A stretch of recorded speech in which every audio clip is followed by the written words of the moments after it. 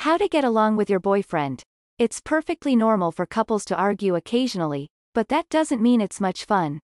Whether you have been dating your boyfriend for years or you've just made it official, getting along can sometimes take a little bit of work. Luckily, by respecting your boyfriend's needs and communicating your own needs clearly, you can do your part to have a happy relationship. Communicating with him. Make time to talk to each other. The best way to get along is to keep the lines of communication open at all times. If you live together, you might catch up on your day during dinner. If you don't live together, you might try to talk on the phone each night before bed. Show your boyfriend that he's important by giving him all of your attention when you're talking. Put away your phone, stop watching TV, and make your relationship a priority. It's okay to ask him to do the same. Try saying something like, "I was hoping we could spend a few minutes together. Do you think we could wait before we play a new show?" If you've been arguing a lot, set aside a specific time to talk about the problem. It may help to pick a location for the conversation that's outside of your home so you don't fall into the same patterns that lead you to fight. Express your appreciation for him. Everyone wants to hear that they are appreciated, and focusing on the positive will make your boyfriend feel like you really care. Look for the good things your boyfriend does or says, then verbally acknowledge them. Your appreciation might be for things that he does. For instance, you might say, "It really helped me when you took out all the trash last night, so thank you," or, "You really went out of your way to make my mom feel welcomed at dinner. That meant a lot to me." You can also tell him that you appreciate certain qualities that he has. For example, you could say something like, "I really admire how hard you work at your job. You have a great work ethic." Show your boyfriend affection. Physical affection is a form of communication, too. You don't have to do anything that makes you uncomfortable. Something as small as holding hands, giving your boyfriend a hug, or placing your hand on his shoulder can make him feel warm and loved.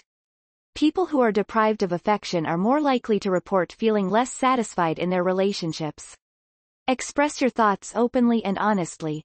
Holding things in will only lead to resentment, so if you're feeling a certain way, you should talk to your boyfriend about it. Take a little time to think about what you're really trying to say and organize your thoughts so you don't get sidetracked arguing about insignificant details. Try expressing yourself with I statements, such as, "I wish I got to choose our date nights more often," instead of, "You never let me pick where we're going." Listen to him. Listening can be hard, even if you're not feeling upset. Instead of waiting for your turn to talk in a conversation, try to clear your mind of what you want to say and really focus on what your boyfriend is saying. You might be surprised at what you can find out about him in even the most casual conversations.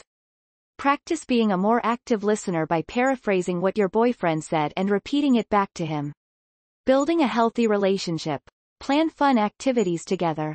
Having shared positive experiences will create a deeper bond that will help the two of you get along better. Try exploring each other's interests in a way that is fun for both of you, or look for new things that neither of you have ever tried before.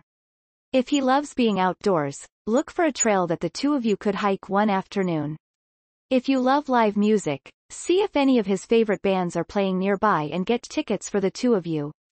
You could also try going to a new restaurant or museum, or plan a day trip to a nearby town neither of you have ever visited before.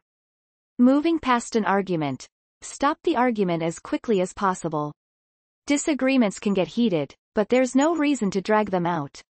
Once you recognize that you're not having a productive conversation, try to end the argument quickly, even if that means agreeing to disagree. Try saying something like, "I love you and I don't want to fight about this. It's obvious that we don't see this issue the same way, so maybe it's something we shouldn't talk about for now." Forgive him if he is wrong. Don't hold an argument over his head once it's over, especially if he apologizes. Hanging on to resentment is unhealthy in a relationship, so be willing to forgive him and move on.